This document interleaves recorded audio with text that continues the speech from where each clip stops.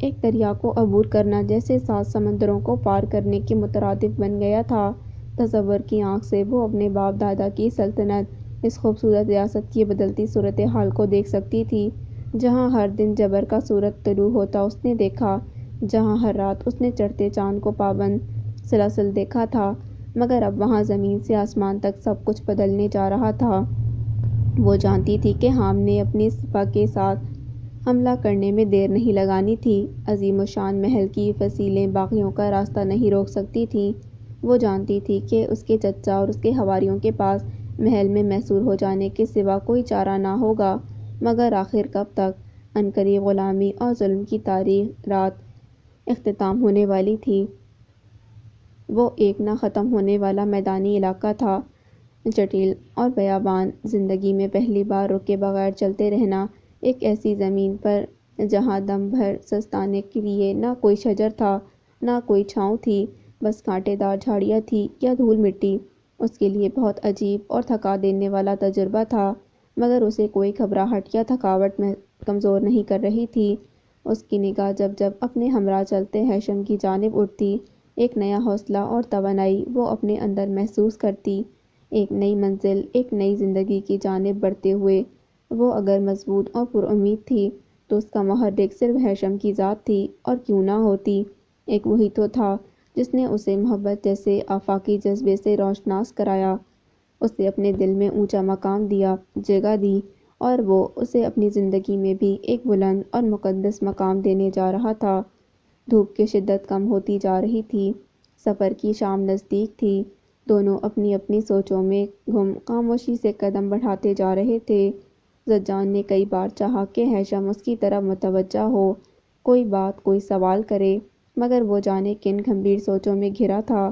زجان کو محسوس ہوا کہ وہ اس کے ساتھ ہوتے ہوئے بھی ساتھ نہیں، کہیں اور پیچھے ہے، مگر اپنے اس احساس کو اس نے جھٹک دیا۔ فضا میں دھوپ کی تمازت ابھی باقی تھی، جب چلتے چلتے اچانک زجان کی نگاہیں ٹھٹکی تھیں۔ وہ دیکھو ہیثم! زجان مسرت سے چہکتی آواز میں سامنے اشارہ کر رہی تھی۔ چونکنے والے انداز میں ہیثم نے دور سے سیاہ لکیر کی طرح نظر آتی اس پکی ہموار سڑک کو دیکھا تھا۔ اگلے ہی پل زجان اس کا ہاتھ پکڑتی تقریباً اس سڑک کی جانب دوڑی تھی۔ ہماری سمت بالکل ٹھیک تھی، ہم بالکل صحیح مقام پر پہنچے ہیں، یہیں سے ہماری نئی زندگی شروع ہونے والی ہے، یہ سڑک ہمیں ہماری منزل تک لے جائے گی ہیثم۔ غم اور خوشی کے درمیان وہ بہت پرجوش مگر بھیگے لہجے میں بولی تھی، جبکہ ہیثم بغور اس کے سیاہ نقاب میں نمایاں گشادہ بھون آنکھوں میں تیرتی نمی کو دیکھتا کچھ بول نہیں سکا تھا۔ اس کی کیفیت سے بے خبر زجان ایک بار پھر سڑک کی طرف متوجہ ہو گئی۔ ہیثم، ہماری منزل اس جانب ہے، ان پہاڑوں کی دوسری جانب، ایک نئے شہر میں، ایک نئی پہچان، ایک نئی زندگی میری منتظر ہے۔ تم وہاں میرے ساتھ چلو گے، پھر ہم دادا مرشد کے پاس جائیں گے، میں تمہیں ان سے ملوانا چاہتی ہوں، اور پھر ہم تمہاری ماں کے پاس جائیں گے۔ دور دو پرہیبت پہاڑوں کے درمیان سے گزرتی جاتی سڑک کی اونچائی پر نگاہ جمائے وہ خواب کی سی کیفیت میں بولتی یکدم رک کر ہیثم کی طرف متوجہ ہوئی تھی۔ مجھے اب اچانک یہ فکر ہونے لگی ہے کہ پتہ نہیں تمہاری ماں مجھے قبول کریں گی یا نہیں، لیکن مجھے یقین ہے تمہارے لیے وہ مجھے قبول کر ہی لیں گی۔ تمہارا کیا خیال ہے؟ اس کے اچانک سوال پر ہیثم بس غائب دماغی سے اسے دیکھتا رہا تھا۔ میں نے سوچ رکھا ہے کہ میرا چہرہ سب سے پہلے تمہاری ماں دیکھیں گی، اس کے بعد ہی تم مجھے بے نقاب دیکھ سکو گے، اسی لیے میرا چہرہ دیکھنے کی خواہش کو اپنے دل میں ابھی دبا کر ہی رکھنا ہوگا تمہیں۔ دھیمے لہجے میں بولتی وہ یکدم خاموش ہو کر اسے دیکھنے لگی تھی، جو بالکل خاموش تھا۔ کیا بات ہے ہیثم؟ میں بولے جا رہی ہوں، کیا تمہارے پاس کچھ نہیں کہنے کے لیے؟ زجان کے لہجے میں انجانے سے خدشات گھلے ہوئے تھے۔ کہنا چاہتا ہوں زجان، تمہارے دل کی تکلیف بھی نہیں دیکھنا چاہتا، تمہاری خوشی کو زائل بھی نہیں کرنا چاہتا، مگر جو مجھے تم سے کہنا ہے وہ سب کہے بغیر اور کوئی چارہ نہیں۔ اب اور خاموش رہا تو یہ منافقت کی حد ہو جائے گی۔ میں نے بہت سوچا، ہر طرح سے سوچا، لیکن منافقت نہیں کر پا رہا۔ ہیثم کے رکے رکے لہجے کو سنتی وہ بس ایک ٹک اسے دیکھتی رہی تھی۔ زجان، مجھے معاف کر دینا، یہ اٹل سچ ہے کہ تمہارے بہت احسانات ہیں مجھ پر، جنہیں میں مر کر بھی نہیں اتار سکوں گا۔ میرے دل میں بہت عزت اور عقیدت ہے تمہارے لیے، بہت اونچا مقام ہے میرے دل میں تمہارا، لیکن میں تمہارے ساتھ اور آگے نہیں جا سکوں گا۔ زجان، تم مجھے جس قدر برا بھلا کہنا چاہو کہہ ڈالو، لیکن میں مجبور ہوں۔ میں نے تمہیں دھوکے میں رکھنا چاہا، مگر اب اور میں خود کو اور تمہیں دھوکے میں نہیں رکھ سکتا۔ یہ منافقت مجھ سے نہیں ہوگی۔ میں بہت ہمت کرنے کے بعد تم سے یہ سب کہنے کے قابل ہوا ہوں۔ زجان، میرا اور تمہارا ساتھ یہیں تک تھا۔ مجرموں کی طرح سر جھکائے وہ لڑکھڑاتے لہجے میں بامشکل بولا تھا۔ ساکت نظروں سے اسے دیکھتی زجان کی حالت بالکل ساحل کے نزدیک ڈوب جانے والوں جیسی تھی۔ اسے اپنے وجود سے جان کھنچتی محسوس ہو رہی تھی، بے جان ہوتے پیروں تک نیچے سے زمین نکل گئی ہو۔ وہ نہیں جانتی تھی کہ کس طرح بے جان ہوتے قدموں پر کھڑی تھی۔ نگاہ اٹھا کر ہیثم کو دیکھا۔ کیا کچھ نہیں تھا اس کی آنکھوں میں؟ وہ دوبارہ اس کی جانب نہ دیکھ سکا تھا۔ میں ایلیسیا کو ایک موقع دینا چاہتا ہوں۔ وہ اب بھی میری بیوی ہے۔ میں اس کے ساتھ اور اپنی ماں کے ساتھ نئے سرے سے زندگی کا آغاز کرنا چاہتا ہوں۔ میں ایلیسیا کو سمجھاؤں گا، اپنی غلطیوں کو بھی سدھاروں گا۔ میں سب کچھ ٹھیک کرنے کا عزم لے کر واپس جانا چاہتا ہوں۔ ایلیسیا تمہیں چھوڑ کر جا چکی ہے، تم سے بے وفائی کر چکی ہے، تمہیں اپنے دل سے اتار چکی ہے۔ یہ سب جانتے ہوئے بھی تم ایک بار پھر ٹھوکر کھانا چاہتے ہو، ایک بار پھر آستین میں سانپ پالنا چاہتے ہو۔ ایسا مت کہو زجان، اسے سانپ سے تشبیہ نہ دو۔ وہ میری بیوی ہے۔ مانتا ہوں اس نے غلطی کی ہے، لیکن غلطی انسان سے ہی ہوتی ہے۔ جس طرح میں اپنی کوتاہیوں کی تلافی کرنا چاہتا ہوں، اسے بھی یہ موقع دینا چاہتا ہوں۔ مجھے یقین ہے وہ میری بات کو سمجھے گی، میرے اور اپنے تعلق کی اہمیت کو سمجھے گی۔ زجان کی بات کاٹتا وہ جذباتی انداز میں بولا تھا، جبکہ زجان کئی لمحے گزر جانے کے باوجود بھی کچھ کہنے کے قابل نہ ہو سکی تھی۔ اس کی مستقل خاموشی پر ہیثم نے سر اٹھایا تو نگاہ فلک وہ سیاہ پہاڑوں کے درمیان سے آتی سڑک پر نمودار ہوتی بگھی پر جا ٹھہری۔ اس کی نظروں کے تعاقب میں زجان نے بھی پلٹ کر دیکھا تھا۔ تم آگ کے شعلوں میں وفا کے پھول ڈھونڈنا چاہتے ہو، جاؤ، میری اجازت کی تمہیں ضرورت نہیں، روکنے کا مجھے کوئی حق نہیں۔ وہ بولی تو اس کا لہجہ ہر تاثر سے عاری تھا۔ ہیثم نے دیکھا کہ وہ اس سے نظر ملانے سے گریز کر رہی ہے۔ یہ خود اس کے لیے بھی غنیمت تھا۔ تم سے اور کچھ بھی کہنے کے لیے اب میرے پاس کچھ نہیں رہا ہے، بس ایک آخری الوداعی سلام قبول کرو۔ نظریں جھکائے وہ لرزتے لہجے میں بولی۔ ہیثم کی نگاہیں اس کی پیشانی تک جاتے ہاتھ پر ٹھہر گئی تھیں۔ مخروطی انگلیوں کو کسی آرائش کی ضرورت نہیں تھی۔ سلامتی کا یہ انداز ہیثم کو سناٹوں میں دھکیل گیا۔ جس لمحے اسے ہوش آیا، زجان تب تک تیزی سے پلٹتی سڑک کے کنارے تیز قدموں سے چلنا شروع کر چکی تھی۔ کچھ غلط تھا، کچھ ایسا جسے وہ سمجھ نہیں پا رہا تھا، مگر محسوس کر رہا تھا۔ زجان، بے اختیار اسے پکارتا وہ اس کے پیچھے بڑھا تھا، مگر زجان کے نہ قدم رکے نہ اس نے پلٹ کر دیکھنے کی غلطی کی۔ زجان کو پیچھے پلٹ کر دیکھنا نہیں آتا۔ جاؤ اپنے راستے پر، جاؤ۔ سامنے نگاہ جمائے رکے بغیر وہ چلتی آخری بار قدرے بلند آواز میں ہیثم سے مخاطب ہوئی، جس کے بعد مزید ہیثم اس کے پیچھے جانے یا اسے پکارنے کی جرأت نہ کر سکا تھا۔ زمین نے جیسے اس کے قدم جکڑ لیے تھے۔ سڑک کنارے کھڑا وہ اسے دیکھتا رہا تھا، جو دور ہوتی جا رہی تھی۔ پھر وہ بگھی سڑک پر رک گئی۔ بگھی سے ایک شخص اترا تھا۔ بڑے مؤدب انداز میں زجان کے سامنے جھک کر اس شخص نے کچھ کہا تھا، اور پھر ہیثم نے دیکھا زجان اس بگھی میں سوار ہو رہی تھی۔ اس کے بعد کوچوان نے وہیں سے بگھی کا رخ واپس موڑا، اور پھر تیزی سے پہاڑوں کے درمیان سے نکلتی چلی جاتی بگھی آہستہ آہستہ ہیثم کی نظروں سے اوجھل ہو گئی۔ جانے کتنے لمحوں بعد اس جانب سے نگاہ ہٹا کر اس نے سڑک کی دوسری جانب دیکھا۔ سرسبز ڈھلانی راستوں سے گزرتی سڑک کسی خوشنما منزل کا پتہ دے رہی تھی۔ اس جانب بڑھتے ہوئے ہیثم کو اپنا آپ بہت خالی اور کھوکھلا محسوس ہو رہا تھا۔ ارد گرد ہو کا عالم تھا، کچھ ایسا ہی عالم اس کے اندر بھی پھیلا ہوا تھا۔ سر جھکائے بوجھل دل اور بوجھل قدموں سے چلتے ہوئے اس نے ایک بار پھر گردن موڑ کر پہاڑوں کے درمیان سے آتی سڑک کو دیکھا، مگر وہاں اب کچھ نہیں تھا۔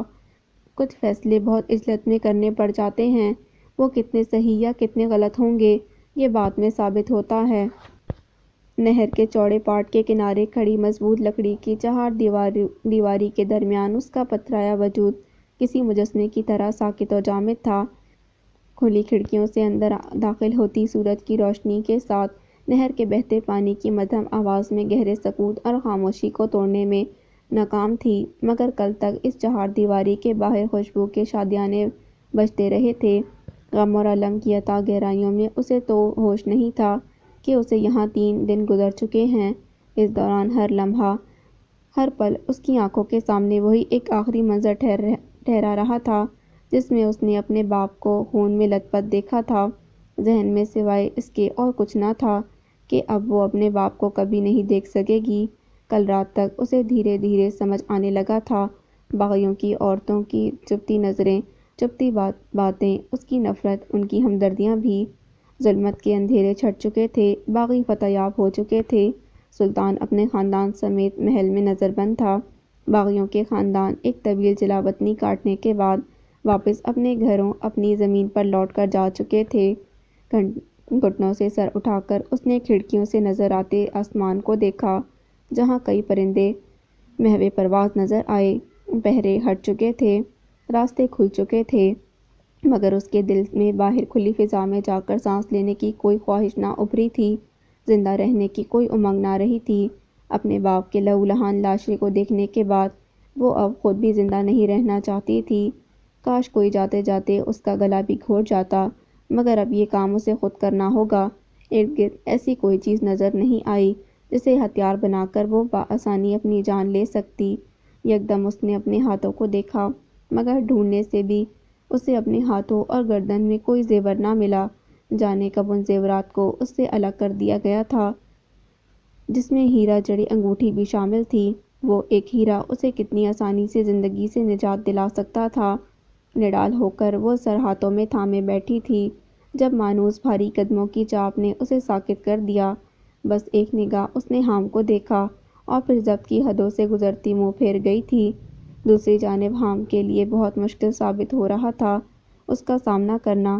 جانے کتنی دقتوں اور کوشش کے بعد وہ اس لمحے کے لیے خود کو تیار کرتا رہا تھا، مگر اب اس کے سامنے آتے ہی ساری ہمت، سارا اعتماد معدوم ہونے لگتا تھا۔ وہ اس کے چہرے کی پہلی نگاہ میں پہچان نہیں سکا تھا۔ گریہ و زاری سے اس کی آنکھیں شدید سرخ اور سوج چکی تھیں، سر سے پیر تک وہ ایک ماتم کدہ دکھائی دے رہی تھی۔ میں جانتا ہوں تم میری شکل نہیں دیکھنا چاہتی، میری آواز بھی نہیں سننا چاہتی، مگر کیسیا، یہ سب ایک نہ ایک دن ہونا ہی تھا۔ ظالم کو ظلم کو مٹنا ہی تھا۔ یہ سب میرے ہاتھوں نہ ہوتا تو کسی اور کے ہاتھوں ہو جاتا۔ غدار سلطان کی کمر توڑنے کے لیے سب سے پہلے تمہارے باپ کو راستے سے ہٹانا ضروری تھا۔ خون کا بدلہ صرف خون ہوتا ہے، اور تمہارے باپ کے ہاتھ تو کئی بے گناہوں کے خون سے رنگے ہوئے تھے، کئی انسانوں کی زندگیاں مٹی میں ملی ہیں اس کے ہاتھوں، کئی خاندان اس کی وجہ سے۔ مجھے یہ مت بتاؤ میرے باپ نے تم لوگوں پر کتنے قہر توڑے ہیں۔ وہ ظالم تھا، جابر تھا، اونا شام عفریت بنا ہوا تھا، تم سب کے لیے عذاب کی طرح مسلط تھا وہ تم سب پر۔ وہ حلق کے بل چیخ تھی، میں تو یہ بھی جانتی ہوں کہ وہ اگر کچھ عرصے تک اور زندہ رہتا تو سلطان کے ہاتھوں زجان کو ذبح کروا دیتا، تاکہ اس کی اندھیر نگری کا راج پاٹ اس کے اشاروں کا محتاج ہو کر رہ جائے ہمیشہ کے لیے۔ ساکت نظروں سے حام اسے دیکھتا رہا تھا جو بلند چیختی آواز میں بول رہی تھی۔ کرب سے چیختے اس کے نقش برستے آنسوؤں کے ریلے میں بھیگے جا رہے تھے۔ حکمرانی کے نشے میں چور ہو کر میرے باپ نے کئی خاندانوں کو اجاڑا، ناحق لوگوں کے سر کچلے، اپنے خلاف کھلتی ہر زبان کو اس نے کاٹ ڈالا۔ اس کا یہی انجام ہونا چاہیے تھا، اسے اس کے ظلم اور غداری کی یہی سزا ملنی چاہیے تھی، مگر اسے سزا دیتے وقت تم یہ کیسے بھول گئے کہ تم میری آنکھوں کے سامنے میرے باپ کو قتل کر رہے ہو؟ اپنی نفرت، اپنی جنگ میں تم اس عورت کے لیے سفاک بن گئے ہو جو اپنی زندگی تک تم پر ہار چکی ہے۔ تم نے ایک بار بھی میرے بارے میں نہیں سوچا کہ میرے دل پر کیسی قیامت ٹوٹے گی۔ میں آخری سانس تک تمہاری اس بے رحمی، اس سفاکیت کو نہیں بھول سکتی۔ میرے باپ کو میرے ہی سامنے مار کر جو اذیت تم نے پہنچائی ہے، اس کے لیے میں کبھی معاف نہیں کروں گی۔ ہوگے تم اپنے لوگوں کے لیے نجات دہندہ اور مسیحا، مگر میرے لیے تم اس سے بھی زیادہ برے اور قابل نفرت ہو جتنا کہ میرا باپ تمہارے لیے برا اور قابل نفرت تھا۔ اب چلے جاؤ یہاں سے، جا کر مناؤ سب کے ساتھ جشن، لیکن کیا یہ بہتر نہ ہوگا کہ تم اپنے دشمن کی بیٹی کو بھی صفحۂ ہستی سے مٹا کر جاؤ؟ آزادی کا جشن کئی گنا بڑھ جائے گا۔ جل تھل مگر بپری زہر آلود نگاہوں سے اسے دیکھتی وہ خاموش ہو گئی تھی۔ حام چند لمحوں تک اس کے مزید کچھ بولنے کا منتظر رہا، مگر پھر وہ بوجھل قدموں کے ساتھ اس کی سمت آیا اور گھٹنوں کے بل اس کے سامنے بیٹھا تھا۔ ہاں یہ سچ ہے کہ میں نے تمہارے بارے میں نہیں سوچا تھا، کیونکہ تم سے پہلے مجھ پر ان بے شمار لوگوں کا حق تھا جو غلامی کی زنجیروں میں برسوں سے جکڑے ہوئے تھے، جو بے بسی سے اپنے پیاروں کا قتل عام ہوتا دیکھتے رہے تھے۔ مجھ پر ان سب انسانوں کی اذیتوں کا بوجھ تھا جو اپنے گھر کا سکون لٹا کر جنگل میں بھٹکتے جانوروں سے بھی بدتر زندگی گزارنے پر مجبور رہے، اور ان میں سے جانے کتنے آزادی کی آس اور امید کے ساتھ اسی جنگل میں دفن ہو گئے۔ اس سچائی سے ہٹ کر میں واقعی تمہارا گنہگار ہوں۔ تمہیں بدترین اذیت پہنچانے کا گناہ سرزد ہوا ہے مجھ سے۔ مجھ پر واجب ہی نہیں کہ میں اپنی فتح کا جشن مناؤں۔ اس ریاست کو غلامی سے نجات دلانے کے لیے میں نے تمہاری بازی نہیں لگائی تھی جو میں اپنی کامیابی میں تم سے غافل ہو جاؤں۔ تم مجھے جس قدر برا بھلا کہنا چاہو کہہ ڈالو، اپنے ہاتھوں سے میری جان لے لو، میں تمہاری ہر سزا کو قبول کروں گا، مگر اپنی نفرت کا عذاب مجھ پر مسلط کر کے مجھے تنہا چھوڑ کر جانے کا ارادہ مت کرنا۔ ایک عمر دربدری میں گزارتے ہوئے میں نے اپنے سارے رشتے کھو دیے ہیں، ایک تمہارے سوا میرے پاس کچھ نہیں بچا۔ ایک طویل سفر ہے میرے سامنے جسے میں تمہارے بغیر طے نہیں کر سکتا۔ دزدیدہ نظروں سے اس کے چہرے کو تکتا وہ بھاری گمبھیر لہجے میں بولا تھا۔ اگلے ہی پل کیسیا کے خبردار ہوتے ہوتے وہ اس کے پیر پکڑ چکا تھا۔ جاتے جاتے زجان نے مجھ سے وعدہ کیا تھا کہ تم ان کے پاس جانا چاہو تو میں زبردستی تمہیں نہیں روکوں گا، لیکن میں تم سے التجا تو کر سکتا ہوں کہ… حام کی بات ادھوری رہ گئی تھی جب کیسیا نے اس کے ہاتھ اپنے پیروں سے الگ کیے تھے۔ مجھے اب کسی سے کوئی سروکار نہیں، ایک زندہ لاش کو کسی سے کیا سروکار ہو سکتا ہے؟ زجان کے لیے بہت آسان تھا میری وفاداری کو خاک میں ملا کر چلے جانا، تمہارے لیے بہت سہل تھا میری گردن پر پیر رکھ کر آگے بڑھ جانا۔ تم پر اور زجان پر میں اب مرتے دم تک کبھی اعتبار نہیں کرنے والی۔ ایسا مت کہو، حقیقت بہت تلخ ہے، مگر اسے سمجھو، تسلیم کرو، یا تو مجھے سزا سنا دو یا پھر معاف کر دو، لیکن یوں اپنے اعتبار سے، اپنی محبت سے مجھے محروم نہ کرنا۔ حام شدید اضطراب میں مبتلا ہوا تھا۔ محروم تو مجھے کیا گیا ہے، یہ حقیقت میں سمجھ بھی چکی ہوں اور قبول بھی کر چکی ہوں کہ نہ یہاں محبت کے لیے کوئی جگہ ہے، نہ وفاداریوں کے لیے۔ مجھے بتاؤ، تم نے اور تمہارے لوگوں نے میرے باپ کے گھر اور بیوی بچوں کے ساتھ کیا کیا ہے؟ وہ زندہ بھی ہیں یا… وہ سب محفوظ ہیں کیسیا؟ تم نے یہ کیسے سوچا کہ تمہارے باپ کے گناہوں کی سزا تمہیں اور تمہارے بھائی بہنوں کو ملے گی؟ مجھے اور میری نظروں میں مت گراؤ، میرا یقین کرو، میں تمہیں اور تم سے تعلق رکھنے والے ہر انسان کو کبھی گرم ہوا تک نہیں لگنے دوں گا۔ تم نے ہمیشہ حق کا ساتھ دیا ہے، اب منزل قریب ہے تو قدم پیچھے ہٹا رہی ہو؟ اسے شانوں سے تھام کر وہ برہمی سے بولتا چلا گیا۔ مجھے اپنے گھر جانا ہے، سرد مہری سے اس کے ہاتھ جھٹکتی وہ سپاٹ لہجے میں بولی، جبکہ حام کے تاثرات سخت ہوئے تھے۔ میں اس طرح تمہیں دامن جھٹک کر نہیں جانے دوں گا۔ آزما لو طاقت، لیکن میری روح، میرے دل پر قابض نہیں ہو سکتے تم۔ وہ گرائی تھی۔ دوسری جانب وہ چند لمحوں تک اس کی خون آنکھوں کو دیکھتا رہا تھا اور پھر یکدم اس کے سامنے سے اٹھتا پیچھے ہٹ گیا۔ چلو، جہاں کہو گی وہاں پہنچا دوں گا، مگر یہ یاد رکھنا، واپس تمہیں میرے پاس ہی آنا ہے۔ بھول ہے یہ تمہاری؟ کاٹ دار نظروں سے اسے دیکھتی وہ ایک جھٹکے سے اٹھی تھی اور مزید کچھ کہنے سننے کے بغیر تیزی سے اس چار دیواری سے باہر نکل گئی تھی۔ باہر کاٹ دار ہواؤں کے جھکڑوں کے ساتھ برف شدت سے گر رہی تھی۔ شاہ بلوط کے اونچے درختوں کے درمیان کھڑے لکڑی کے اس مضبوط مکان کے ایک کمرے میں چھائی گہری خاموشی میں بس آتش دان بھی سلگتی چٹکتی لکڑیوں کی آواز ابھر رہی تھی۔ سینے پر بازو باندھے دیوار سے ٹیک لگائے کھڑے حابل نے ایک بار پھر ارد گرد سے غافل گرم کمبل میں بے سدھ پڑے یشب کو طرح آمیز نظروں سے دیکھا اور پھر کچھ فاصلے پر ادھر ادھر چکر لگاتی لورین کو دیکھا، جس کی ایک ایک جنبش سے اضطراب اور تشویش جھلک رہی تھی۔ کیوں اس قدر پریشان ہو رہی ہو؟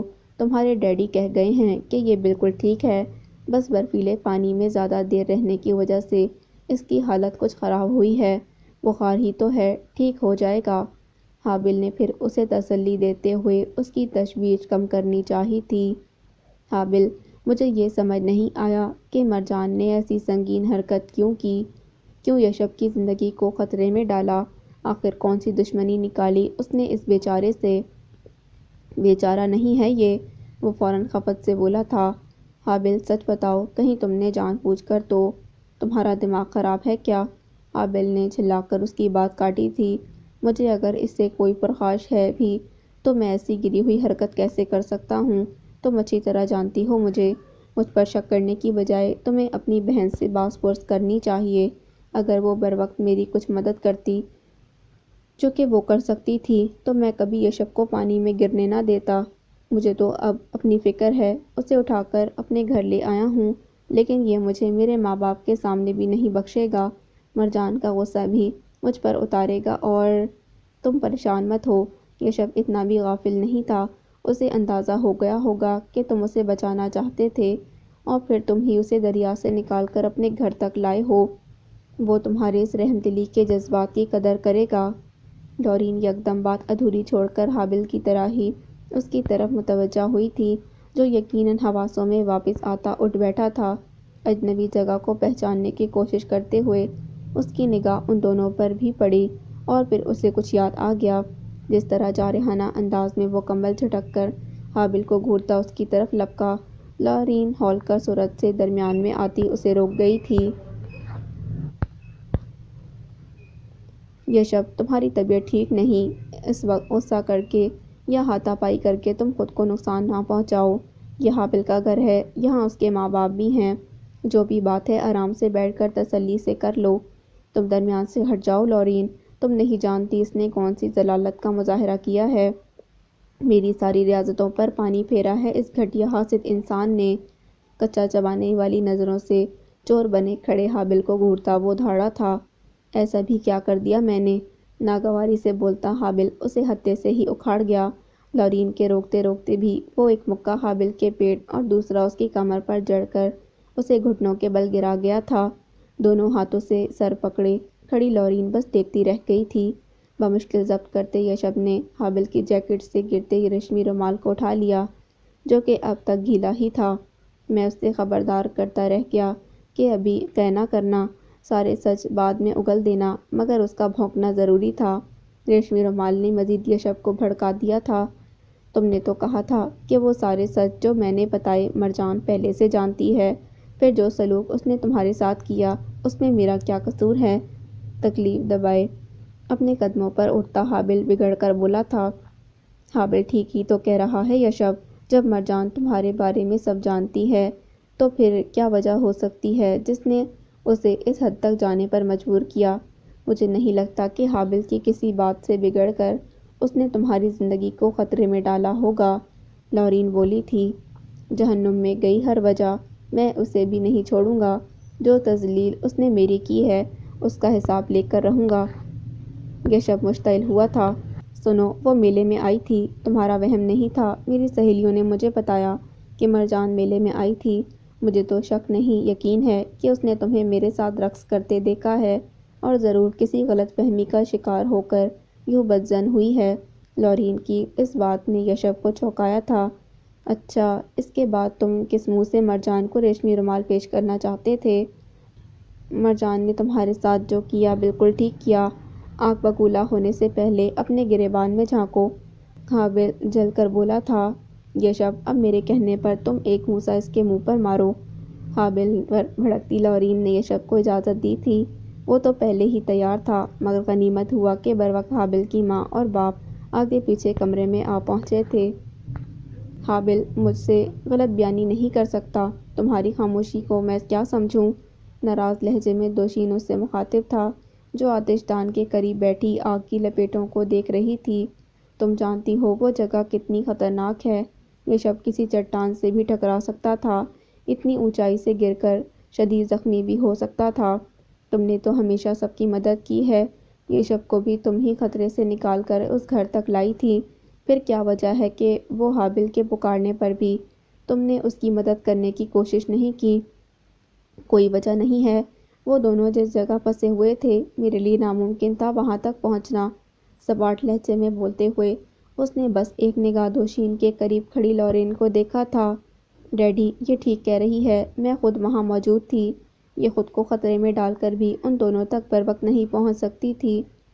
حابل یہ حقیقت جانتے ہوئے بھی غصے میں اس کی شکایت آپ سے کر گیا۔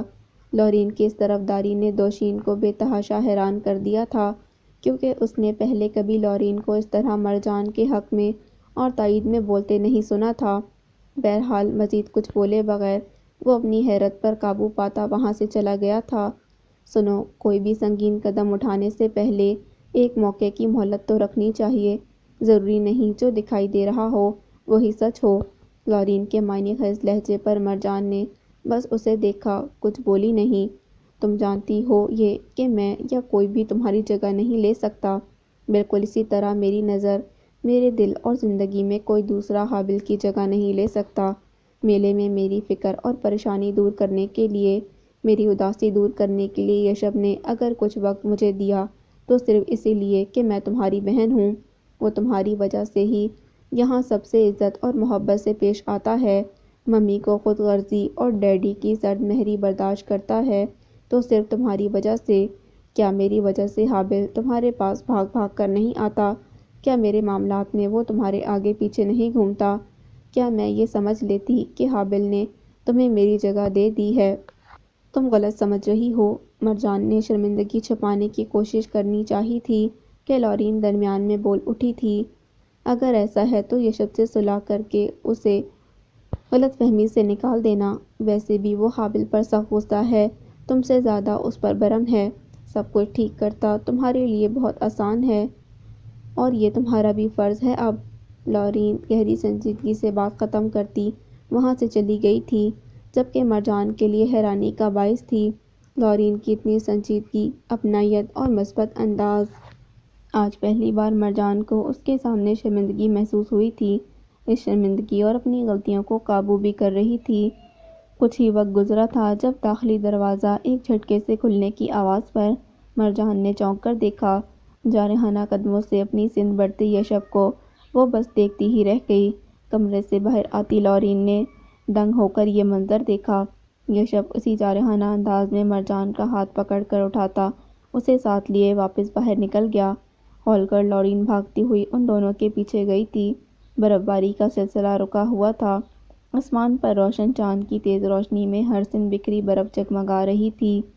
اگر حابل درمیان میں نہ ہوتا تو میں کبھی تم سے یہ سوال کرنے نہیں آتا کہ تم نے کیوں مجھے گرنے سے نہیں بچایا۔ میں اگر ڈوب کر بھی مر جاتا تو مجھے اتنا صدمہ نہ ہوتا جتنا اس سچ کا صدمہ ہے کہ تم نے حابل کو مجھ پر فوقیت دی، اس کا اعتبار کیا، میرا نہیں۔ اس کی وجہ سے تم نے میرے ساتھ وہ سلوک کیا جو کوئی دشمن کے ساتھ بھی نہیں کر سکتا۔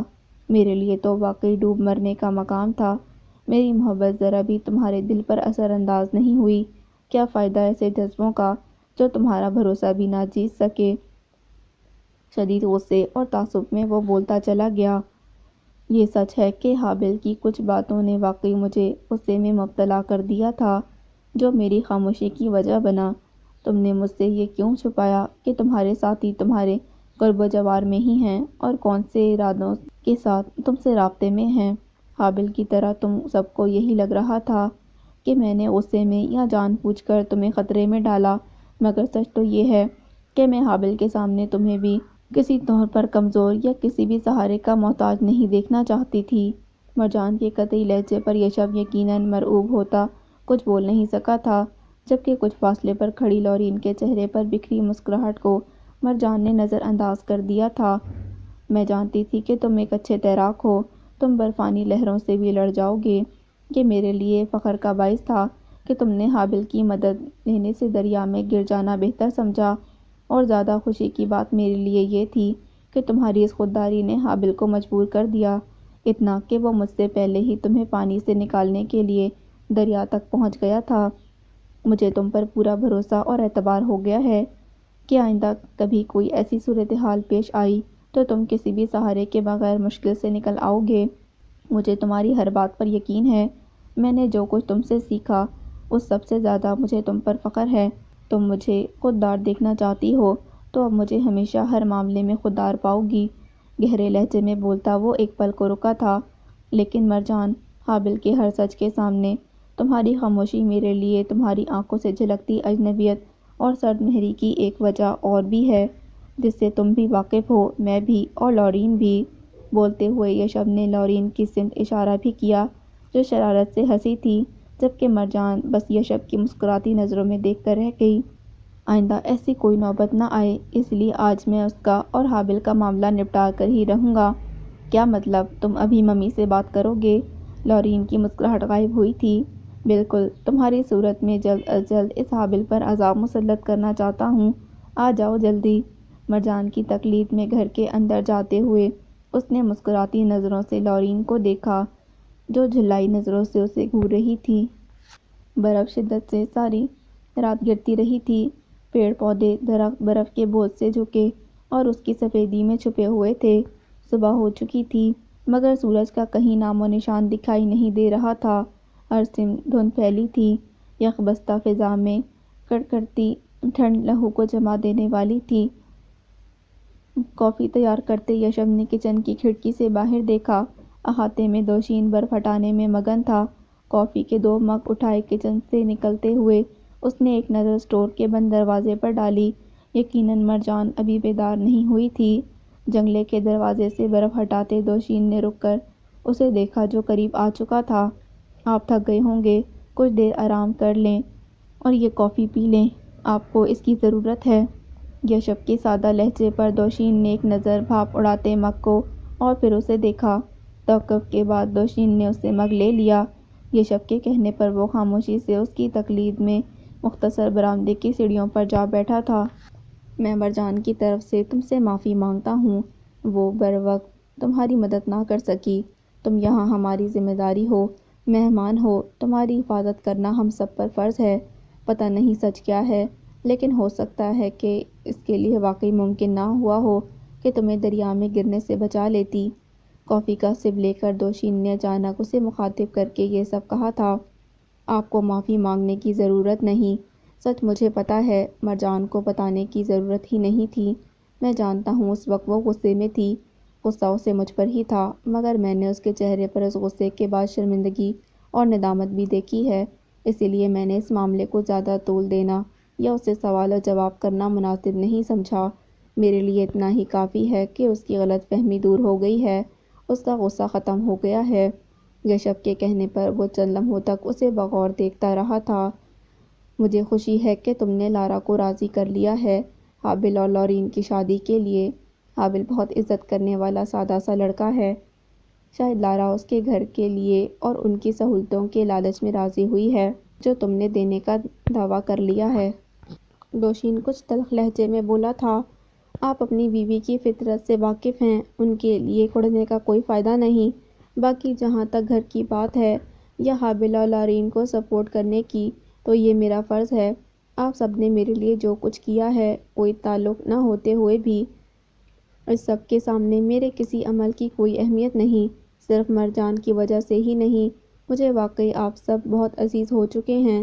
جو اپنائیت، جو بھروسہ مجھے آپ سب سے ملا ہے، وہ میرے لیے دنیا کی ہر دولت سے زیادہ بڑھ کر ہے۔ یشب کے گہرے سنجیدہ لہجے پر دوشین نے اسے دیکھا تھا۔ تم جو بھی چاہتے ہو، بہرحال آخری فیصلہ تو مرجان کا ہی ہوگا۔ اچھا ہوگا کہ تم اپنے ماں باپ کو بتا دو کہ میں مرجان کا حقیقی باپ نہیں، میں تو صرف اس کے ماں باپ کا ایک وفادار غلام ہوں۔ کیا مطلب؟ آپ سے مرجان کی ماں کا کوئی رشتہ نہیں تھا؟ یشب نے بے یقینی سے دوشین کو دیکھا۔ بتا چکا ہوں، میں اس کی ماں کا محافظ اور بس ایک غلام تھا۔ میں آج تک بس وہی فرض نبھا رہا ہوں جو ایک غلام کا ہوتا ہے، لیکن مرجان مجھے اپنی اولاد سے بڑھ کر پیاری ہے۔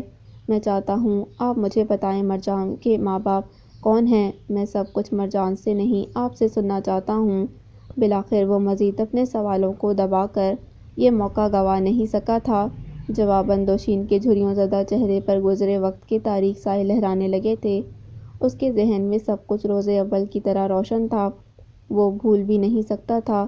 اس رات کو جب محل کی رانی کی جان بچانے کی خاطر اپنی جان کی پرواہ کیے بغیر رانی کو اپنی حفاظت میں لیے محل سے اور ریاست سے دور دادا مرشد کی پناہ میں چلا آیا تھا۔ سلطان کے قتل کے بعد غداروں نے رانی کو بھی زندہ نہیں چھوڑنا تھا، کیونکہ وہ امید سے تھی سلطان کا جانشین دنیا میں نہ آ جائے۔ اس خدشے کے تحت سلطان کا شب خون مارنے والا بھائی اس کی بیوی کو بھی ختم کرنے کا ارادہ کر چکا تھا، مگر یہ نہ ہو سکا۔ دادا مرشد کی ہدایت پر دوشین نے ان پہاڑوں پر مستقل قیام کیا۔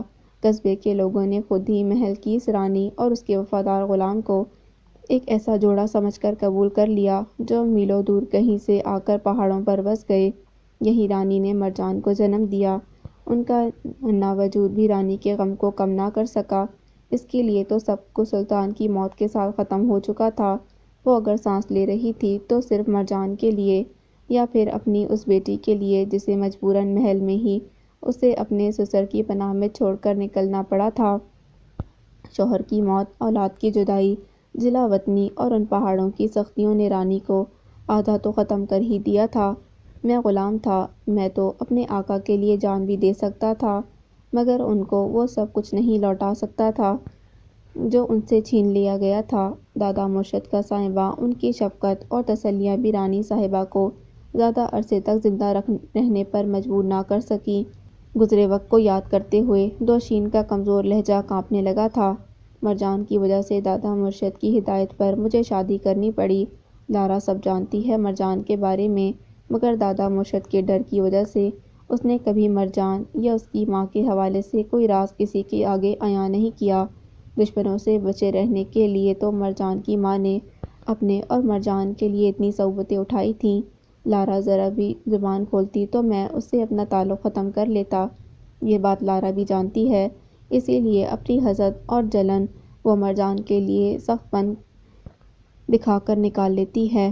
میں شاید مرجان کے ساتھ اس کے سخت اور ناروا سلوک کی وجہ سے بہت پہلے اسے چھوڑ چکا ہوتا، مگر مرجان کو لورین سے بہت انسیت ہے، محبت ہے۔ میں خوش ہوں کہ اب لورین کو بھی مرجان کی اہمیت کا احساس ہوتا جا رہا ہے۔ غلطی میری لورین کی بھی نہیں، لارا نے ہمیشہ اسے اپنے دماغ سے چلایا ہے، لیکن میں اب دیکھتا ہوں کہ وہ مرجان سے بات کرتی ہے، اس کے کام میں اس کا ہاتھ بھی بٹاتی ہے۔ ایک پل کو رک کر دوشین نے اسے دیکھا تھا۔ لورین کے اس بدلاؤ میں یقیناً تمہارا بھی کچھ حصہ ہے۔ تمہارے سامنے آنے کے بعد واقعی بہت سی چیزیں، یہاں تک کہ دوپٹے بھی بہت بدل رہے ہیں۔ مجھے بھی یقین ہے کہ یہ سب بدلاؤ بہت مثبت بھی ہے، یشب ہلکی سی مسکراہٹ کے ساتھ بولا تھا۔ میری ماں باپ کے ساتھ میری بہنیں بھی آ رہی ہیں، وہ آج شام تک پہنچ جائیں گی۔ قصبے کے باہر ہوٹل میں نے ان کی رہائش کا بندوبست کر دیا ہے۔ بہت خوشی کی بات ہے یہ۔ کیا ان کے لیے ان پہاڑوں تک آنا مشکل ہوگا؟ دوشین نے پوچھا تھا۔ بالکل نہیں، وہ سب بطور خاص آپ سب سے ملنے ہی تو آ رہے ہیں۔ ہوٹل میں رک کر سفر کی تھکن دور کر کے وہ سب کل ہی یہاں آئیں گے۔ لیکن ان سب کا ہوٹل میں ٹھہرنا ہی مناسب ہے۔ مجھے پتہ ہے آپ کا دل بہت بڑا ہے، لیکن وہ سب اتنے سخت موسم کے عادی نہیں ہیں، وہ ہلکی سی مسکراہٹ کے ساتھ بولا تھا۔ جیسا تمہیں بہتر لگے، دوشین نے کہا تھا۔ میں چاہتا ہوں کہ ایک بار تم دادا مرشد سے ضرور ملو۔ مرجان کے لیے اپنے ارادے سے تم انہیں آگاہ کرو۔ آپ نہ بھی کہتے تو بھی میں ان سے ملاقات کرنا چاہتا تھا۔ مرجان ان کی بہت تعظیم کرتی ہے۔ مرجان کی وجہ سے میرا ان سے کچھ تعارف ہے۔ بات مکمل کرتا وہ چونک کر دور سے بہت عجلت میں آتے شخص کو بغور دیکھتا پہچان بھی گیا تھا۔ حابل اتنی صبح یہاں کیسے؟ دوشین نے تشویش سے کہا، اور پھر یشب کے ساتھ ہی جنگل کی سمت بڑھ گیا۔ مرجان کہاں ہے؟ اسے جلدی بھیجیں، دادا مرشد نے فوراً اسے بلایا ہے، پھولی سانسوں کے درمیان حابل بولا تھا۔ اس کے پیغام نے یشب کو چونکایا، جبکہ دوشین کوئی سوال کیے بغیر تیزی سے پلٹ کر گھر کے اندر مرجان بالکل خاموش چلتی جا رہی تھی۔ اس کے چہرے کے تاثرات خطرناک حد تک سنجیدہ تھے۔ اس کے قدموں کا ساتھ دیتے یشب نے ایک بار پھر عقب میں حابل کے ساتھ چلے آتے دوشین کو دیکھا، جس کے چہرے پر انجانے خدشات اور تشویش پھیلی تھی۔ اونچے گھنے درختوں کے درمیان وہ پرانی طرز اور ڈھلانی چھت والا مکان بہت زیادہ دور نہیں رہ گیا تھا۔ جب دائیں جانب مرجان کی نگاہ گئی، دو پہاڑوں سے آتے راستے برف اور دھند میں چھپ چکے تھے۔ اس سفید سی دھند میں نمودار ہوتی سیاہ گھوڑے میں جتی بگی نے اس کے دل کی دھڑکن تیز کر دی تھی۔ اس کے قدم رکے نہیں تھے، مگر نگاہیں قریب آتی جاتی اس بگی پر ساکت تھیں، جس پر سبھی آرائش گھنٹیوں کی آواز بخوبی سنائی دے سکتی تھی۔ دادا مرشد کا مکان چند فاصلے پر ہی رہ گیا تھا۔ جب مکان کا دروازہ کھلا تھا، برف کی طرح سفید لباس میں ضعیف سے قدرے جھکے شانوں کے ساتھ دادا مرشد باہر آئے۔ مرجان پر نظر پڑتے ہی وہ سیڑھیوں پر رک گئے۔ مرجان نے ان کو دیکھا۔ انہوں نے بس ہاتھ کے اشارے سے بگی کی سمت اسے متوجہ کیا۔ اس کے بعد مرجان کے قدم وہیں ساکت ہو گئے تھے۔ مرجان کی طرح ان سب کی نظریں بھی اس بگی پر ساکت تھیں، جو کچھ فاصلے پر رک گئی۔ یشب کی الجھی نظریں مرجان کے سفید پڑتے چہرے سے گزرتی دوبارہ بگی کی سمت گئیں۔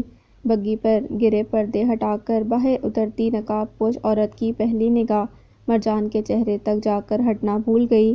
اگلے ہی پل وہ اپنی باہیں پھیلائے مرجان کی جانب بڑھی، مگر اس سے پہلے ہی مرجان دیوانہ وار دوڑتی جا کر اس سے لپٹ گئی تھی۔ ہے ایک ہستی جس کے آنے کے بعد مجھے سب کچھ مل جائے گا۔ حیران نظروں سے ان دونوں کی گریہوزاری اور تڑپ کو دیکھتے سنتے یشب کو مرجان کے الفاظ یاد آ رہے تھے۔ اپنی جڑیں، حسب نسب، اپنا نام و نشان، شناخت۔ مرجان کی آواز اس کی سماعتوں میں گونجی تھی۔ گہری سانس بھر کر اس نے دوشین کی سمت دیکھا، جو حابل کا سہارا لیے جانے کس طرح اپنے لرزتے قدموں پر کھڑا تھا۔ اس کی بھیگی آنکھیں آسمان کی جانب اٹھی ہوئی تھیں، جن میں یشب کو تشکر کے سرخروئی کے منزل تک امانت کو پہنچا دینے کی خوشی آنسو نمایاں نظر آ رہے تھے۔ دادا مرشد کے گھر سے نکل کر اس نے کچھ فاصلہ ہی طے کیا تھا کہ دور سے کوئی اسے اپنی جانب آتا دکھائی دیا۔ آسمان صاف تھا۔ ادھورے چاند کی روشنی میں برف پر دوڑنے کی کوشش میں بے حال ہوتی مرجان کو پہچانتے ہی وہ خود برق رفتاری سے اس کی سمت گیا تھا۔ کیا ہوا ہے؟ سب ٹھیک تو ہے؟ تم یہاں کیوں؟ تم کہاں غائب تھے؟ میں پریشان ہو کر تمہیں ڈھونڈنے نکلی تھی اور تم… شدید غصے میں بولتی وہ یکدم سستی سے اس سے لپٹ گئی تھی۔ شردر ہوتا وہ چند لمحوں تک کچھ بول نہیں سکا تھا، مگر پھر اسے شانوں سے تھام کر اس کے آنسوؤں سے تر چہرے کو دیکھا۔ مرجان، تم میرے لیے پریشان ہو کر مجھے ڈھونڈنے نکلی تھیں۔ آج اتنی بڑی خوشی تمہیں ملی ہے۔ تمہاری بہن تمہارے پاس آ گئی ہے اور تم اسے گھر میں چھوڑ کر میرے لیے یہاں تک آ گئیں۔ کیا میں اتنا اہم بھی ہو سکتا ہوں تمہارے لیے؟ یشب کے لہجے میں حیرت نمایاں تھی۔ ہر بات زبان سے کہنا ضروری تو نہیں ہوتی۔ جانتی ہوں تم میری طرف سے بہت بے یقین ہو، مگر جو ہوا اس میں تمہاری غلطی بھی تھی۔ زندگی میں پہلی بار میں صرف تمہارے کہنے پر صرف تمہارے لیے میلے میں گئی، مگر تمہاری ساری توجہ لورین پر تھی۔ اور پھر جب حابل نے مجھے بتایا کہ تم یہاں تنہا نہیں، قصبے کے باہر تمہارے ساتھی موجود ہیں، تو مجھے اور غصہ آ گیا، ورنہ ہوش و حواس میں کیوں تمہیں دریا میں گرتا دیکھتی رہتی۔ آنکھیں خشک کرتی وہ شدید خفگی سے بولتی اسے مسکرانے پر مجبور کر گئی تھی۔ میں اپنی غلطی پہلے ہی مان چکا ہوں۔ تمہیں مشکوک نہیں کرنا چاہتا تھا اپنی طرف سے، اسی لیے یہاں اپنے ساتھیوں کی موجودگی کے بارے میں کسی کو نہیں بتایا۔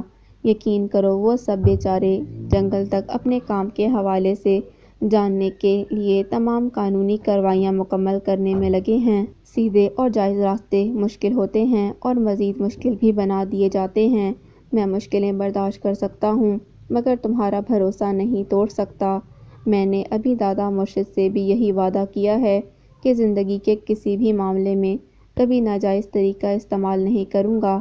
اس کے ہاتھ اپنے ہاتھوں میں تھامے وہ ان کی آنکھوں میں دیکھتا بولا تھا، تمہارے ماں باپ آ گئے ہیں؟ وہ جھجکتے لہجے میں بولی تھی۔ پوچھ رہی ہو یا بتا رہی ہو؟ یشب نے مسکراتے اس کے فک ہوتے چہرے کو دیکھا۔ میرے ماں باپ اور میری بہنیں سب ہوٹل پہنچ چکے ہیں۔ میں حابل کے ساتھ ہی اس سب کو ہوٹل میں چھوڑ کر سیدھا دادا مرشد کے پاس آیا، کیونکہ تمہارے ڈیڈی کی بھی تاکید تھی اور مجھے ان سے اپنی تمہاری بات بھی کرنی تھی۔ یقین کرو وہ بھی تمہیں اب مزید یہاں برداشت نہیں کرنا چاہتے۔ آخری جملہ کہتے وہ شرافت سے مسکرایا، مگر مرجان کے دوبارہ برستے آنسوؤں نے اسے سنجیدہ کر دیا۔ تمہیں کیا چیز تنگ کر رہی ہے؟ میری طرف سے کوئی خدشہ ہے تمہیں؟ نہیں، ضبط کرتے ہوئے مرجان نے نفی میں سر ہلایا تھا۔ آج اتنا کچھ ہو چکا ہے کہ اس وقت بھی میرا دماغ معاف ہے۔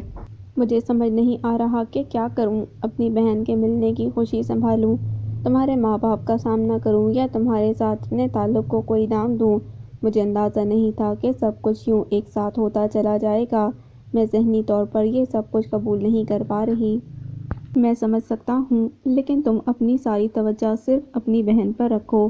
تم نے بہت طویل انتظار اور کڑے امتحان کے بعد یہ خوشی حاصل کی ہے۔ باقی چیزوں میں الجھ کر اس خوشی کو خراب مت کرو۔ میں تمہارے ساتھ ہوں۔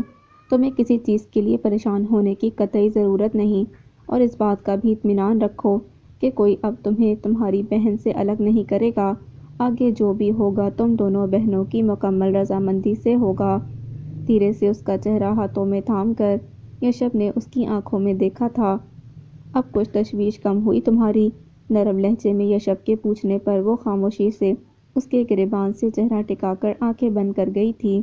مہربان مضبوط باہوں کے حصار میں اسے اپنا آپ پھول کی پنکھڑی کی طرح ہلکا پھلکا محسوس ہو رہا تھا۔ دوسری جانب اسے ڈسٹرب کیے بغیر یشب نے اپنی جیکٹ کی پاکٹ میں محفوظ ریشمی رومال نکال کر اس کی پشت پر بکھرے ادھ کھلے خمدار سیاہ بالوں میں ایک گرہ کے ساتھ باندھ دیا تھا۔ حابل کی ضلالت کے بعد اب اس ریشمی رومال کا یہی مقصد رہ جاتا ہے؟ یشب کے بے بسی سے کہے پر وہ دھیرے سے ہنسی تھی۔ مجھے یہ پھر بھی بہت پیارا ہے، شانے سے ٹکراتے ریشمی رومال کے سرے کو چھوتی وہ بولی تھی، جبکہ یشب کچھ کہتے کہتے رک کر اندھا دھند دوڑتے ہوئے حابل کی طرف متوجہ ہوا تھا۔ تم یہاں کیا کر رہے ہو؟ میں ہوٹل پہنچنے والا تھا۔ یشب نے اسے گھرکا تھا۔ تمہارے گھر والے مزید تمہارا انتظار کرنے کے لیے تیار نہیں ہوئے۔ وہ مرجان سے ملنے کے لیے بضد تھے۔ مجھے ان کو ساتھ لے کر آنا پڑا۔ اور ان محترمہ کی سنو۔ پھولی سانسوں کے درمیان حابل نے رک کر مرجان کی طرف اشارہ کیا۔ ادھر تمہارے گھر والے اس کے گھر میں داخل ہوئے، ادھر یہ کھڑکی سے نکل بھاگی۔ وہ تو اچھا ہوا لورین نے اسے بھاگتے دیکھ لیا تھا۔ حابل کے انکشاف پر یشب نے دنگ ہو کر مرجان کے اترے چہرے کو دیکھا تھا۔ یشب، مجھے بہت گھبراہٹ ہو رہی ہے۔ میں تمہارے گھر والوں کے سامنے نہیں جاؤں گی۔ وہ شرمندگی کے ساتھ روحان سی ہو کر بولی، پیچھے ہٹی تھی۔ اچھا تو یہ وجہ تھی، اور میں خواہ خوش ہو گیا کہ تم میری محبت میں دوڑی آئی ہو۔ یشب نے شدید ناراضگی سے اسے دیکھا تھا۔ کیوں وقت ضائع کر رہے ہو؟ اب تو تمہاری عزت کا بھی سوال ہے۔ یہ ایسے نہیں جائے گی، اسے اٹھا کر لے چلو۔ حابل کے اکسانے پر یشب شیطانی مسکراہٹ کے ساتھ مرجان کی طرف بڑھا تھا۔ حابل فتنے، آگ مت لگا۔ غصے میں حابل پر چیختی وہ بھاگنے کی کوشش میں ناکام ہو گئی۔ اس کی چیخوں کی پرواہ کیے بغیر اسے کندھے پر ڈال کر یشب نے دوڑ لگا دی تھی۔ سفری بیگ سنبھالتے وہ اجاڑ لان میں وہیل چیئر پر بیٹھے بوڑھے شخص کو دیکھ رہا تھا، جس نے اسے نفرت جیسے جھلسا دینے والے جذبے سے روشناس کروایا تھا۔ اس شخص سے اسے کتنی نفرت تھی وہ خود کبھی اندازہ نہیں لگا پایا تھا، مگر اس وقت اس شخص کو دیکھتے ہوئے ہیثم کو اپنے دل میں کسی بھی جذبے کا سر اٹھانا محسوس نہیں ہو رہا تھا۔ لیکن آج بھی وہ اس شخص سے دور ہی رہنا چاہ رہا تھا، مگر جس کے لیے وہ صدیوں کا سفر طے کر کے آیا تھا، اسے ملے بغیر واپس بھی تو نہیں جا سکتا تھا۔ اس سے پہلے کہ وہ کوئی فیصلہ کرتا، بے یقینی سے اسے تکتے شخص کا سکتہ ٹوٹا تھا۔ اگلے ہی پل ہیثم نے دیکھا وہ شخص جو اس کا سوتیلا باپ تھا، وہیل چیئر کھینچتا اس کی جانب بڑھ رہا تھا۔ گہری سانس بھر کر ہیثم جنگلے کے کھلے دروازے سے اندر داخل ہو گیا۔ تم کہاں چلے گئے تھے؟ تمہاری ماں کو تو یقین ہو چلا تھا کہ اب تم کبھی واپس نہیں آؤ گے۔ تمہارے انتظار میں اس کی حالت پاگلوں جیسی ہو گئی ہے ہیثم۔ سارا دن وہ تمہاری بیٹی کی قبر پر گزار دیتی ہے، اسے کسی چیز کا ہوش نہیں رہا۔ میرے گناہوں کی سزا تم اب اور اسے نہ دو، اس سے پہلے کہ وقت گزر جائے اور میری طرح تم بھی پچھتاؤ کہ خالی ہاتھ رہ گئے۔ اسے معاف کر دو۔ وہ اس وقت کہاں ہیں؟ وہ لرزتے لہجے میں پوچھ رہا تھا۔ اسے امید تھی کہ تم کبھی نہ کبھی اپنی بیٹی کی قبر تک تو آؤ گے۔ بس اسی امید کے سہارے وہ سوتیلے باپ کی بات مکمل سنے بغیر وہ سرعت سے پلٹ کر جنگلے سے باہر نکل گیا تھا۔ جیسے جیسے وہ لزا کی قبر کے نزدیک بڑھتا جا رہا تھا، اس کے قدم بھاری ہوتے جا رہے تھے۔ قبر کے سرہانے بیٹھی عورت کو دیکھتے ہوئے اس کا دل بھاری ہو رہا تھا۔ خضرا کی حالت دگرگوں ہو رہی تھی۔ اس کا سیاہ لباس دھول مٹی سے اٹا ہوا تھا، چہرے کی جھریوں میں اضافہ ہو چکا تھا۔ اس کی سونی دھندلائی آنکھیں زندگی کی رمق سے آ رہی تھیں جب ہیشم گھٹی آواز میں اسے پکارتا اس کے پیروں پر جھک گیا۔ چند لمحوں تک وہ غائب دماغی سے اپنے قدموں سے لپٹے سسکتے مرد کو پہچاننے کی کوشش کرتی رہی اور پھر چیخ اٹھی، ہیشم میرے بیٹے، تم کہاں چلے گئے تھے؟ خضرا پھوٹ پھوٹ کر رو پڑی تھی۔ اب واپس آ گیا ہوں، اب کبھی آپ کو چھوڑ کر نہیں جاؤں گا موم۔ خضرا سے لپٹا وہ بچوں کی طرح روتا رہا تھا۔ رات کی گہری تاریکی میں بادلوں کے ٹکرانے کی ہولناک آوازوں کے ساتھ برستی بارش کی شدت میں اضافہ ہوتا چلا جا رہا تھا۔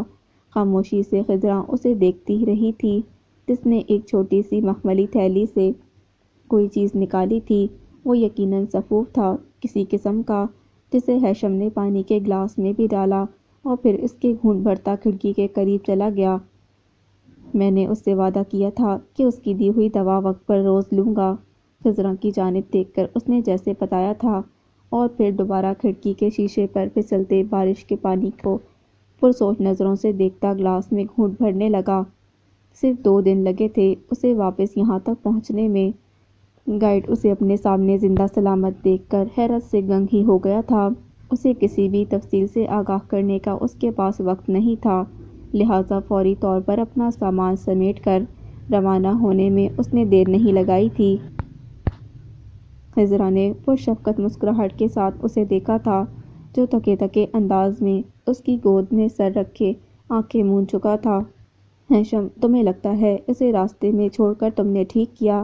خضرا کے سوالیہ لہجے پہ دکھ تھا، جو ہیشم آنکھیں کھول کر اسے دیکھتا فوری طور پر کچھ بول نہ سکا۔ پتہ نہیں موم، میں بس اتنا جانتا ہوں کہ میں منافقت نہیں کر سکتا تھا، کم از کم اس کے ساتھ تو بالکل نہیں، وہ جیسے کچھ سوچتے ہوئے بولا، جبکہ خضرا مزید کچھ بولے بغیر اس کے بالوں میں انگلیاں پھیرتی رہی تھیں۔ یکدم ہیشم اٹھ کر بیٹھ گیا۔ موم آپ کو کیا لگتا ہے؟ کیا میں نے کچھ غلط کیا ہے؟ ہیشم کے سوال پر خضرا نے گہری سانس لے کر اسے دیکھا تھا۔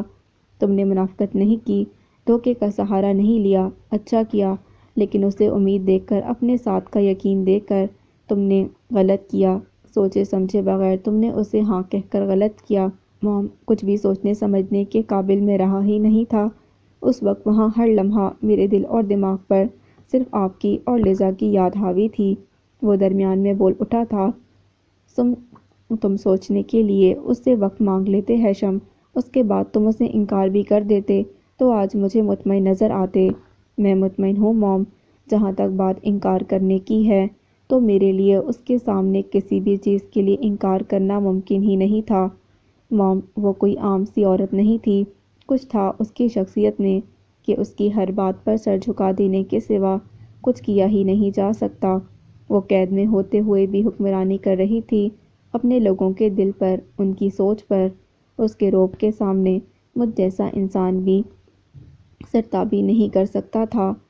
یہ میں نہیں جانتا ہوں کہ میں نے کتنی دقت، کتنی دشواری کے ساتھ اسے اپنا فیصلہ سنا کر اسے اپنا راستہ الگ کیا ہے۔ پھر بھی تو واقعی تم نے جرأت کا مظاہرہ کیا، لیکن اپنی جرأت، اپنے فیصلے سے تم اب بھی مطمئن نہیں ہو، میں یہ محسوس کر سکتی ہوں۔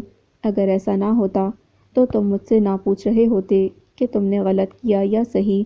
خضرا گہری سنجیدگی سے بولتی، چند لمحوں تک بغور اس کی خالی خالی آنکھوں میں دیکھتی رہی تھی۔ تم نے ایسی اعلیٰ عورت پر ایلیسیا جیسی عورت کو فوقیت دی ہے، مجھے سمجھ نہیں آ رہا کہ تم نے اپنے ساتھ یہ کیا کیا ہے۔ موم ایلیسیا میری بیوی ہے، میری پہلی اولاد کو جنم دینے والی عورت ہے، ہیشم نے اپنے لفظوں پر زور دیتے ہوئے یاد دلایا تھا۔ ایلیسیا وہی عورت ہے جس کی عین خواہش کے مطابق تمہاری اولاد قبر میں اتر چکی ہے۔ وہ تمہاری بیوی اس وقت تک تھی جب تک اس نے تمہاری جگہ کسی دوسرے مرد کو نہیں دی تھی۔ خضرا ان کے سرد لہجے پر ہیشم کے تاثرات بدلے تھے۔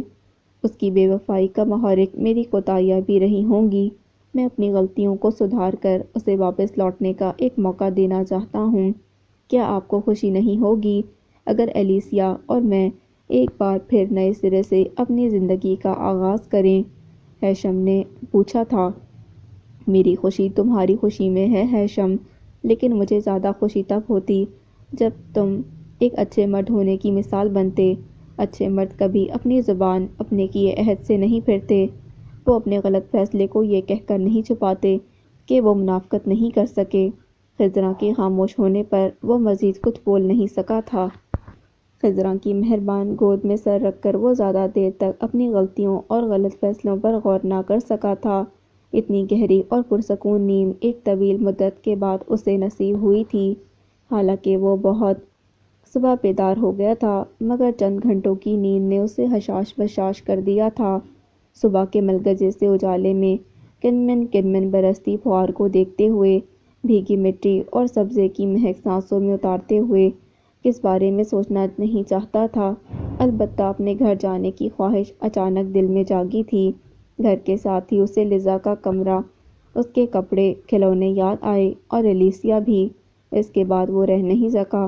خضرا کے بیدار ہونے سے پہلے ہی اس نے واپس آ جانا تھا، اسی لیے خاموشی سے اس نے اپنے گھر کی راہ لی۔ ٹیکسی اس کے گھر کے راستوں پر دوڑتی جا رہی تھی اور وہ یہی سوچ رہا تھا کہ جانے وہ اپنے ٹور سے واپس آئی ہے یا نہیں۔ بہرحال وہ ہر صورت اس سے رابطہ کرنے کا فیصلہ کر چکا تھا، اور اس سے رابطہ کرنا کوئی ایسا مشکل بھی نہیں تھا۔ احاطے کے باہر ہی اسے خوشگوار حیرت کا جھٹکا لگا تھا۔ گیراج میں اسے ایلیسیا کی سرخ کار نظر آ رہی تھی۔ ہیشم کے لیے یقین کرنا مشکل تھا کہ ایلیسیا واپس آ چکی ہے۔ اپنے گھر میں یقیناً وہ اس کی منتظر تھی، اور جب اسے یقین آیا تو پھر مزید کچھ سوچ نہ سکا۔ دوڑتا ہوا وہ برستی فواروں کی پرواہ کیے بغیر داخلی دروازے تک پہنچا اور ڈور بیل بجانی شروع کر دی۔ کچھ انتظار کے بعد دروازہ کھل گیا، اور جو چہرہ اسے نظر آیا وہ دماغ کے پرخچے اڑانے کے لیے کافی تھا۔ ہیشم کو لگا تھا جیسے ایک بار پھر اس کی پشت پر کسی نے خنجر گھونپ دیا ہو۔ اس کے سامنے شب خوابی کے لباس میں، بکھرے بالوں اور نیند سے بوجھل سرخ آنکھوں کے ساتھ شیزی کھڑا تھا۔ اس آستین کے سانپ کو اپنے گھر میں کھڑا دیکھ کر ہیشم کا بفر اٹھنا ایک فطری عمل تھا۔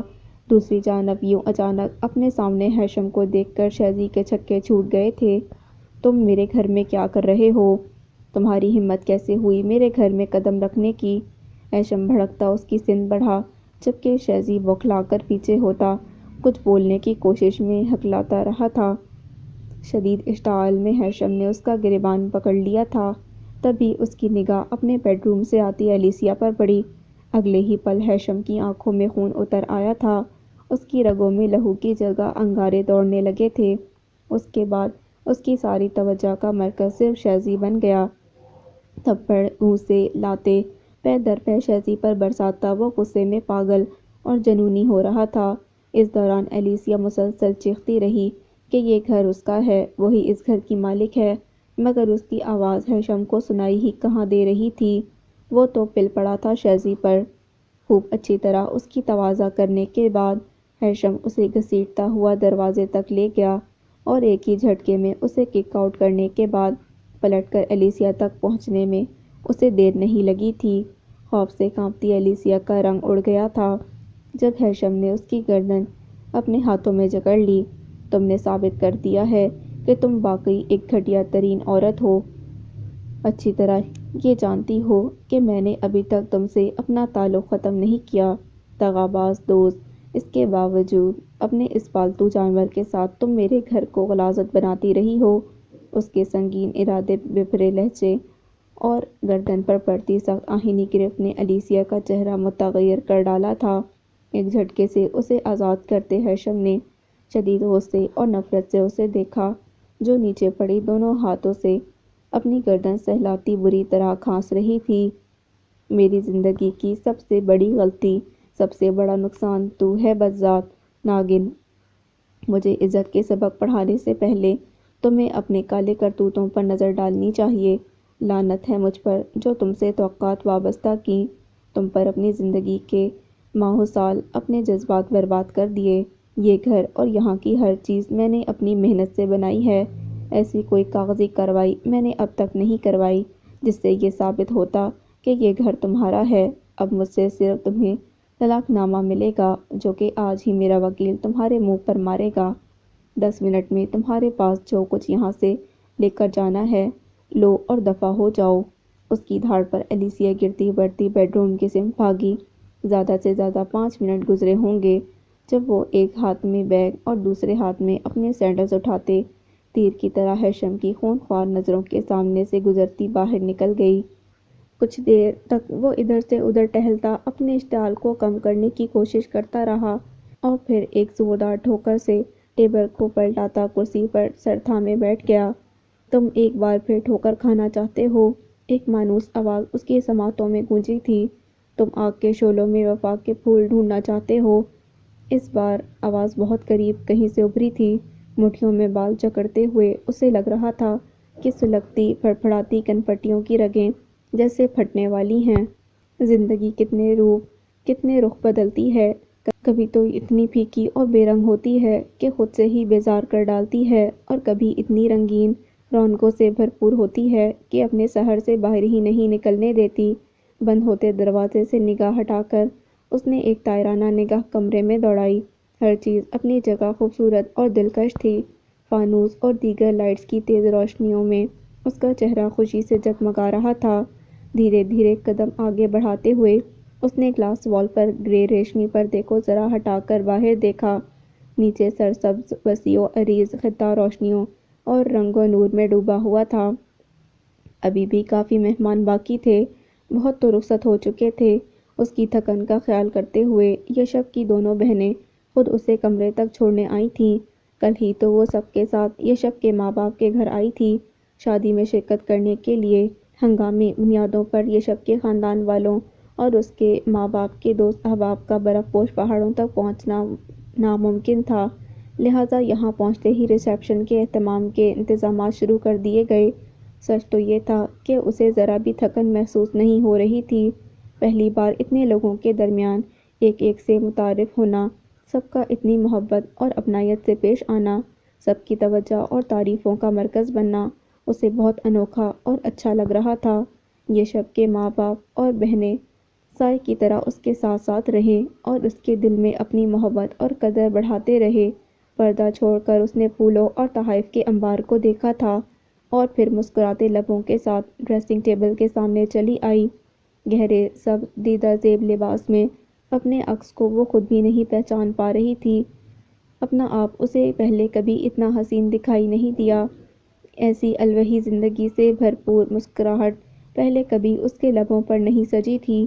یہ سب محبت کی کارستانیاں تھیں جس نے اسے یوں مکمل اور لبریز کر دیا تھا۔ آئینے سے نگاہ ہٹاتی وہ کھلتے دروازے کی طرف متوجہ ہوئی۔ اگلے ہی پل اس کے لبوں کی گہری ہوتی مسکراہٹ یشب کے دل پر بجلیاں گرا گئی تھی۔ پتہ نہیں آگے میرا کیا حال ہونے والا ہے تمہارے عشق میں۔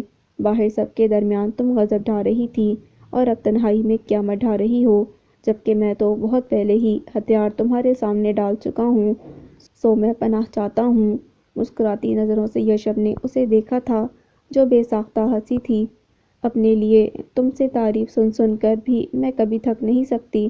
جب تم میری تعریف میں زمین آسمان ایک کر رہے ہوتے ہو، اتنے سچے، اتنے اچھے اور اتنے معصوم لگتے ہو کہ دل کرتا ہے تم میری تعریف کرتے رہو اور میں تمہیں بس دیکھتی رہوں، دیکھتی ہی رہوں۔ مرجان کے پرجوش سے انداز پر وہ حیرت سے اسے دیکھتا ہنسی قابو نہ کر سکا تھا۔ یقین کرو مرجان، اگر یہ بات تم اس وقت کرتی جب میں تمہیں متاثر کرنے کی سر توڑ کوششوں میں غرق تھا تو خوشی سے وہیں کسی پہاڑ سے جمپ لگا دیتا، اور اگر تم نے غلطی سے بھی کبھی مجھے مام ڈیڈ کے سامنے معصوم کا خطاب دیا تو ضرور وہ پہلی فرصت میں صدمے کا شکار ہو جائیں گے۔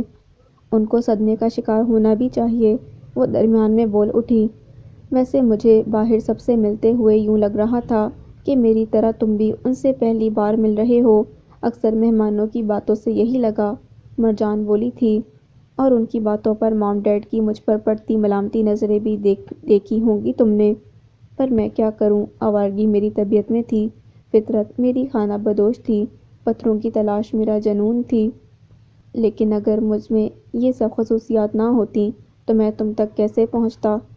ہاں یہ تو ماننا پڑے گا، مجھ تک تو تمہیں پہنچنا ہی تھا، وہ تائید کرتی مسکرائی تھی۔ بالکل، اور اب بھی میں تمہاری حدود سے نکلنا نہیں چاہتا، تمہاری محبت کی گھنی ٹھنڈی چھاؤں تلے ساری زندگی گزارنی ہے، وہ سنجیدہ سی مسکراہٹ کے ساتھ بولا تھا۔ یعنی محبت نے تمہارے پیروں میں زنجیر ڈال دی ہے، مرجان نے محبت پاش نظروں سے اس کے روشن چہرے اور جگمگاتی آنکھوں کو دیکھا تھا۔ ایسا ہی ہے، اور مجھے اس اسیری سے رہائی چاہیے بھی نہیں مرجان۔ محبت جسے اسیر بنا لے، اسے رہائی سے کیا غرض ہو سکتی ہے؟ اس کی سمندر میں گہری آنکھوں میں جھانکتا وہ دھڑکنیں روک گیا تھا۔ لیکن تمہارے لیے میرا دل، میری محبت آسمان جیسی وسعت رکھتی ہے، جہاں کوئی قید و بند نہیں۔ میں ہمیشہ تمہیں خوش اور مطمئن دیکھنا چاہتا ہوں۔ میری چاہت کبھی تمہارے لیے رکاوٹ نہیں بنے گی، میری محبت کبھی تمہیں مرجھانے نہیں دے گی۔ اس کا سجا سنورا چہرہ ہاتھوں میں تھامے وہ گمبھیر سنجیدگی سے بولتا مرجان کے دل میں اتر رہا تھا۔